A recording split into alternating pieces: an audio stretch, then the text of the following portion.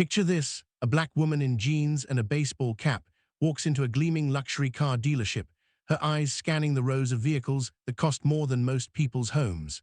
The sales staff glance at her, then look away. One salesman brushes past her to greet a white couple who just arrived, offering them champagne and warm handshakes. Another employee actually crosses to the other side of the showroom when she approaches. She stands there, invisible, while around her the business of selling dreams continues for everyone but her. What nobody in that room knows, what they couldn't possibly imagine as they ignore her presence, is that Diana Mitchell owns every single car, every desk, every commission they'll earn that day. She built this empire from nothing over 15 years, and 3 weeks ago she bought this particular dealership after hearing whispers of problems she couldn't quite name in the reports. Now she's seeing it with her own eyes. But before we dive into what happens next, if you believe everyone who walks through a door deserves the same respect, comment respect below and smash that like button. Subscribe because this story is about to get even more intense. Diana adjusts her cap, picks up a brochure, and decides to play along. She approaches a salesman named Jake with a smile, asking about the Mercedes in the window. He looks her up and down, his smile tight. He suggests perhaps she'd be more comfortable looking at their used inventory, that these particular models require excellent credit. She nods slowly, watching his assumptions write themselves across his face. Meanwhile, across the showroom, that white couple is already sitting in the driver's seat, engine purring, dreams being sold. Diana thanks Jake and wanders toward the break room, her footsteps silent on the polished floors, and what she hears through the half-open door makes her blood run cold. Two salesmen are laughing about those kinds of customers, the ones who waste their time, who can't tell the difference between wanting and affording. She keeps walking, her face unchanged, but her mind is now recording everything.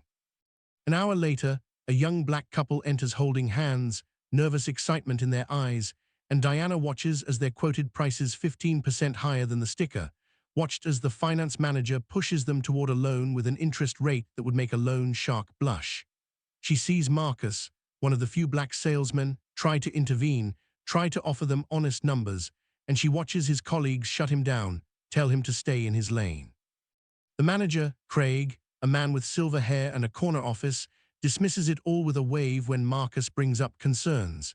Then an elderly black woman approaches the desk with a complaint about being ignored last week, and Craig tells her maybe she'd be more comfortable at the Honda dealership down the street, his voice dripping with condescension that he doesn't even try to hide. Diana has seen enough. She walks to the receptionist, her voice calm and clear, and asks her to gather all staff in the conference room immediately.